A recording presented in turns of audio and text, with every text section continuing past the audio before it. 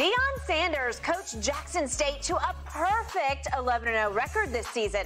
Now, Deion's reportedly in talks with both Colorado and South Florida.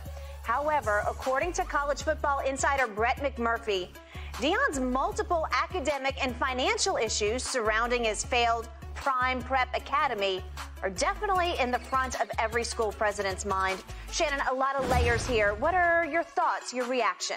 Jackson State has one of the highest graduation success rates, 90% in the SWAC, tied for Ole Miss and Mississippi State athletics for the highest in Mississippi. Is that just football or athletics in general? I guess we were talking about the football program because that's what he'll be responsible for, the football program. All right. You see how they keep moving the goalposts? Mm-hmm. Now, I wonder what's at the front of their mind when they hired Hugh Freeze or they hired Bobby Petrino or they had Lane Kiffin, who has issues everywhere he turns up at. That's not at the front of their mind, but now time is in line to get a job, get a promotion. Now that's at the front of everybody's mind. Now, when he got the job at Jackson State, that wasn't at the front of nobody's mind. Mm-hmm. Brett McMurphy, ain't no source tell Brett McMurphy anything. Now, all of a sudden, oh, you can go to a black college if you got some red flags. That's okay. HBCU, we don't care about that. But get in line to get some real paper, some real bread. Now, all of a sudden, that's at the front of everybody's mind. That's the real issues. I thought winning was cured everything. Mm.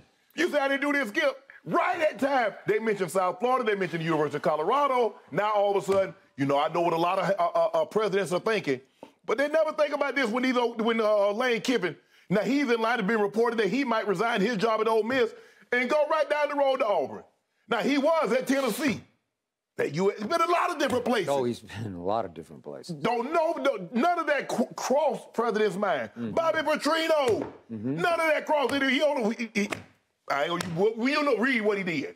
It didn't cross not one president's mind. Mm. Hugh Freeze. All I know, he might have been in Magic City a time or two, Skip. Ain't crossed nobody. And he went down and got a job at Liberty. Mm-hmm. What is Liberty, Skip? But it ain't crossed nobody's mind. Deion. The failed prime prep and academic and financial. Really, people? See, he checks every box. Skip, 26-5 year in 3. Recruiting Florida. I believe he can go anywhere and recruit. Obviously, he's from Fort Myers. He knows the area. Yep. He flipped the #1 recruit, Travis Hunter. He was going to Florida State. He said, come down here with me. Now, he has an opportunity with the resources that these Power 5 schools have. Yep. Compared to an HBCU. He's going to be able to go into homes, and because he's assembled a great coaching staff at Jackson State. Great. Former Zim is on as an analyst. He has guys that not only played but coached in the National Football League. Yep. I believe he will get a job, and he should. But it's amazing. As soon as the man start to advance a little bit, hey, let's shoot that dirt out there. Hey, Brett, check this out. Look at that right there.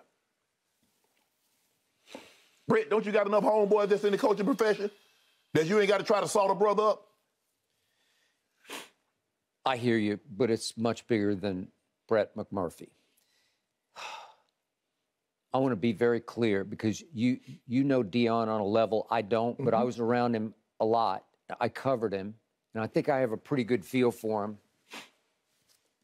He is the realest deal you can find. Yes. He is a rare human being on and off the football field. I believe he's a rare football coach, and this is just me. I believe he could coach professional football, even though he says, no, I don't want any part of that. But I'm just saying that's how rare he is. Yeah. This is just me, and I'm speaking straight from the bottom of my heart. If I owned a National Football League team right now and I had an opening, I would go beg him to coach it, because he would coach to me beyond what Jeff Saturday could do.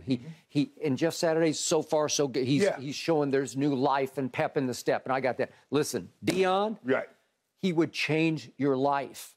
But as a recruiter, he could change any college's life. Yeah. And it still gets me a little bit in my gut that he's not going to stay at Jackson State, because I love that. Yes. And I want to see them dominate to the point that they would start taking on the big schools. Right. And let's see him schedule Ohio State or Michigan or Oklahoma or USC or whoever it is, Alabama. Let's see that. Right. because that would be special. Ole Miss. Let's see Jackson State versus Ole Miss. Well, in order to do that, Skip, you got to recruit. You got to get the linemen, because I believe the skill position you could be able to compete. Well, he's showing he can compete. But you got to get O-line and D-line, because that's where it's won at in Power 5. All right. So look, let's hit quickly on what happened at Prime Prep Academy.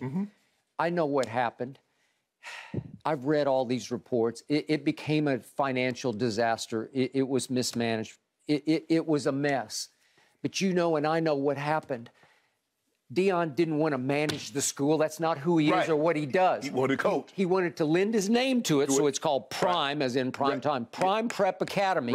And Deion was quoted as saying, we want to do good in the hood. We want to make some of these kids CEOs. And I believe with all his heart and soul, he intended for that to happen. But he can't run the business part of it because it's not what he is. And it went out of control behind the scenes. Off his radar. He's just trying to coach the football team. So then he goes to a financial meeting and he gets into an altercation with the CFO, the chief financial officer. And I don't know, there's some pushing or shoving and the guy falls down. And the next thing I know, Deion has lost his job over this. And he was quoted as saying on WFA in Dallas, he said, Mr. Jefferson was the guy's name, was not beat down. He was not beat up. He was not hit. He was none of that.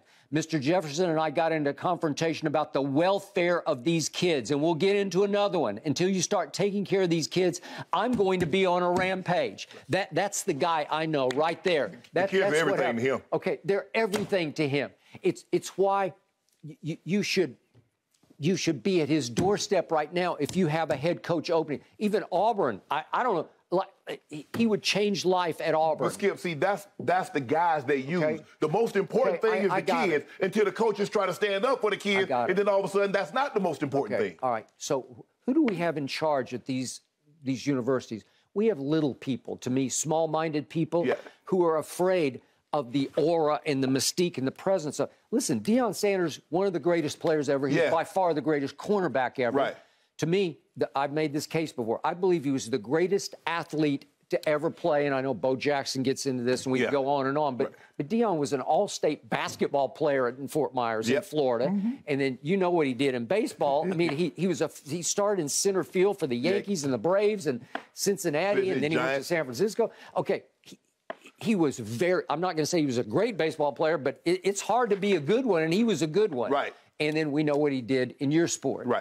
I think that's all intimidating for some of these little small-minded administrators in college football, where it wouldn't be intimidating on the pro football level. No, but Skip, but you understand, like, these coaches, some of these coaches are bigger than the president. Nick Saban is bigger than anybody in the state of Alabama. Okay. Dabo Swinney is big. Deion Sanders goes to South Florida, Colorado, wherever he goes, he's going to be the biggest state institute, a worker in the state. Okay. So, to your point, just quickly, you brought up Hugh Freeze. So just for the record, over a 2.5-year period when he was the head coach at Ole Miss, he made at least 13 calls to escort services and got busted for that and lost his job, okay? They might have been Uber. Well, we know they might have been Uber drivers. You could be right. And then Bobby Petrino, obviously, first he quit on the Falcons after 13 games. He just walked away, and he wound up at Arkansas, and he had an affair with his assistant, and he lost that job, over that. And then did he pop back up at where? Louisville. Yeah, he did. He went back to Louisville, and now he's at Missouri State now. Okay. But I got it. Hugh Freeze obviously is back at Liberty, and they've been pretty good here. But Liberty is a it's that. Okay. Yeah, I got it. I got it. And then you brought up Lane Kiffin.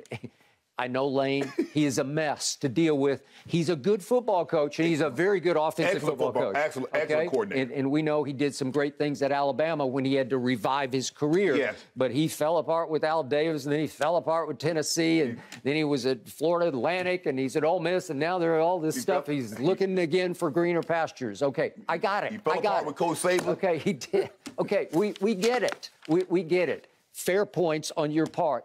I just want to see, I would love for Deion to stay at Jackson State, but again, he deserves whatever job. They're all fools if they don't hire this man. But they hire those guys, Skip. Why? Because they win. Lane Kiffin won. Bobby Petrino won. He did. Hugh Freeze has won. So now winning should be the overriding factor. That is correct.